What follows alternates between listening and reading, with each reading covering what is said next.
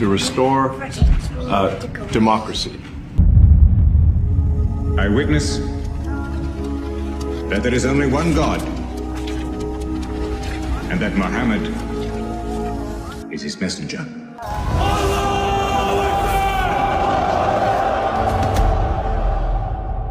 Elon Musk তার ছেলেকে নিয়ে দাঁড়িয়ে বক্তব্য দিচ্ছে এবং তার পাশে ডোনাল্ড ট্রাম্প চেয়ার টেবিলে বসা। এমত অবস্থায় ইলনের ছেলে ট্রাম্পকে বলে বসে, you are not the president and you need to go away. Democracy. This is X, and he's a great guy, high IQ. He's a high IQ individual.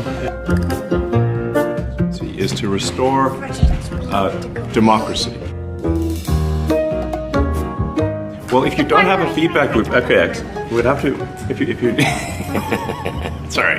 এটা আমরা সবাই জানি যে একটা বাচ্চার ওই সেন্স থাকে না যে সে কোনো কথা কাউকে বললে যে ব্যক্তিকে বলছে তার কেমন লাগবে বা আশেপাশের মানুষ কি মনে করবে। তাদের মনের মধ্যে যেটা থাকে বা তাদেরকে যেটা বলা হয় সেটাই কিন্তু তারা স্ট্রেট ফরওয়ার্ডলি যে কাউকে বলে দেয়, অথবা আশেপাশে থেকে কোনো কথা শুনলে সেটা রিপিট করে। তাই আমি বিশ্বাস করি তার পরিবারের মধ্যে হয়তো এরকম একটি ভাবসাব রাখা হয়েছে যে আমেরিকার মূল নিয়ন্ত্রক বা কর্তা ডোনাল্ড ট্রাম্প নয়, বরং তার বাবা ইলন মাস্ক। তাই যখন তার বাবা পাশে দাঁড়িয়ে ভাষণ দিচ্ছিল, সে বলে the super power of the world আমেরিকার রাষ্ট্রপতিকে যে তুমি এদেশের রাষ্ট্রপতি নও এবং আমি চাই তুমি বেরিয়ে যাও। তো এত বড় কথা বলার অনুপ্রেরণা সে কোত্থেকে পায়? সাহস তো বলবো না, কারণ বাচ্চা মানুষ। আবার অনেকে বলতে পারেন যে বাচ্চা মানুষের কথা কেন এত সিরিয়াস ভাবে নিচ্ছি।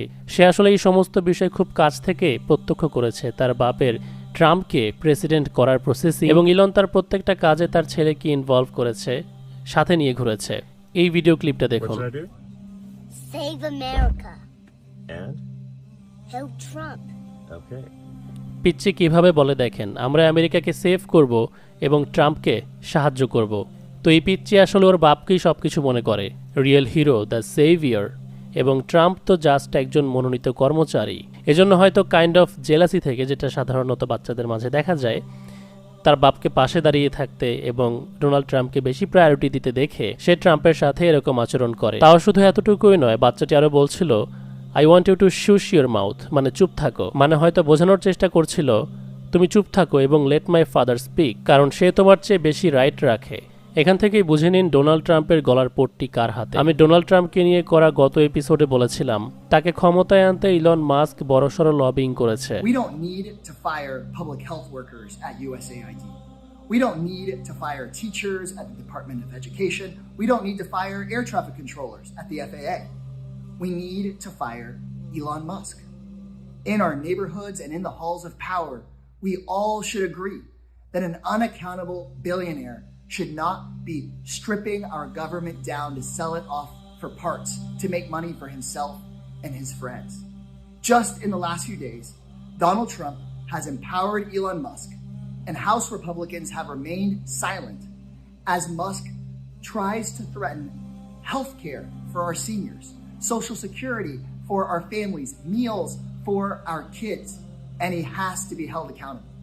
We should use every legislative tool we have, every tool we have in the courts, all of our public pressure. We should bring together our community to say we're going to slow things down in Congress until we get rid of Elon Musk. We're not going to keep on appointing Trump's nominees until we get rid of Elon Musk. We're not going to just sit silently by until we get Elon Musk and the whole billionaire class out of our government. এই মুহূর্তে ট্রাম্পের opposition party দি Democratic পার্টির সকল পলিটিশিয়ানের একটি বিষয় নিয়ে মাথা ব্যথা, আর তা হচ্ছে ইলন মাস্কের লবিং। ইলন মাস্ককে একের পর এক ক্ষমতা দেওয়া হচ্ছে এবং রিপাবলিকানরা এই বিষয় নিয়ে সম্পূর্ণ নীরব। আমি আপনাকে বিষয়টি বুঝিয়ে বলি। এখানে পাওয়ার বলতে সরকারি খাতের ব্যাপারে বলা হচ্ছে। ট্রাম্প ক্ষমতায় আসার সাথে সাথে ইলন মাস্ককে সে যেটা করেছে, ডোজি অর্থাৎ ডিপার্টমেন্ট অফ গভর্নমেন্ট এফিসিয়েন্সির সিইও বানিয়ে দিয়েছে।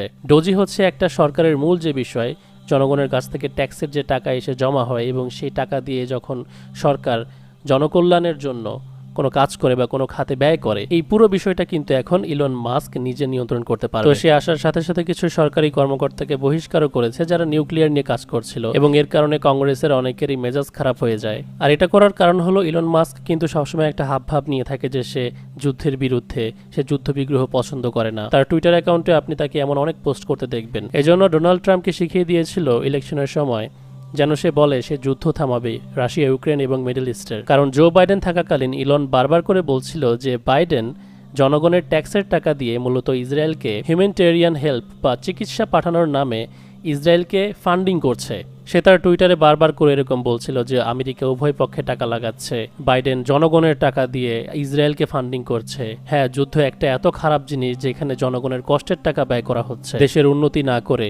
তো এই এলিটরা কিন্তু মাঝে মাঝে সত্য কথা বলে। কেন বলে? মোড় ঘোরাতে, ক্ষমতার হাত বদল করতে একে অপরকে ডিফেম করে, পাবলিককে বুঝিয়ে যে তোমাদের টাকা তোমাদের স্বার্থ নয় বরং ভুল জায়গায় ব্যবহার করা হচ্ছে। তার উদ্দেশ্য ছিল যে সে আসলে এই জায়গাতে বসতে চায়, এই ট্যাক্স মানি নিয়ন্ত্রণের জায়গায়। এই যে এত বাতুলতা, চাপাবাজি ইলন মাস্ক এবং ডোনাল্ড ট্রাম্পের, বাইডেনকে ইলনের যে এত নিন্দা, তাহলে রয়টার্সের তথ্য অনুযায়ী দেখেন 6 ঘন্টা আগের post, Israel receives shipment of heavy bombs. কে বলছে? ট্রাম্প বলছে। এটা কোন দিক থেকে হিউম্যানিটেরিয়ান এইড? এরা সবাই আসলে মিথ্যাবাদী। ট্রাম্প যে এতগুলো বোমা পাঠালো সেটা কার টাকায়? ইলন মাস্ক আগে থেকে ইলুমিনাতির বড় একটা গোলাম ছিল এবং তাকে ইচ্ছা করেই বসানো হয়েছে আমেরিকান ব্যাংকিং সিস্টেমের মাথা হিসেবে।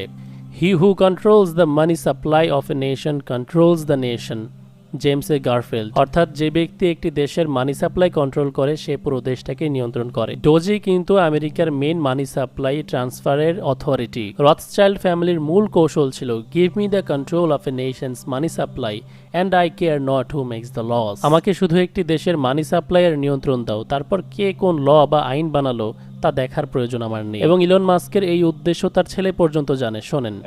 Should we help President Trump? Yeah. Well, you have. Yeah, Foreign space acts and quietly just do whatever we want. But never know.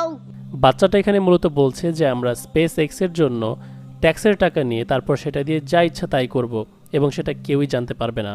আপনারা হয়তো জানেন না, আমেরিকার ফেডারেল ব্যাংকের সাথে $20 বিলিয়ন চুক্তি রয়েছে স্পেস এক্সের। তাই জনগণ আশঙ্কা করছে তার আমেরিকান অর্থনীতির মাথা হয়ে যাওয়ার কারণে এখন এখান থেকে সে কোনো এক্সট্রা সুবিধা গ্রহণ করবে কিনা, মানে ট্যাক্সের টাকা নিজের ইচ্ছা মতো নিজের কোম্পানিতে ব্যয় করা। অলরেডি পরিকল্পনা চলছে টেসলার সাইবার ট্রাক কেনার।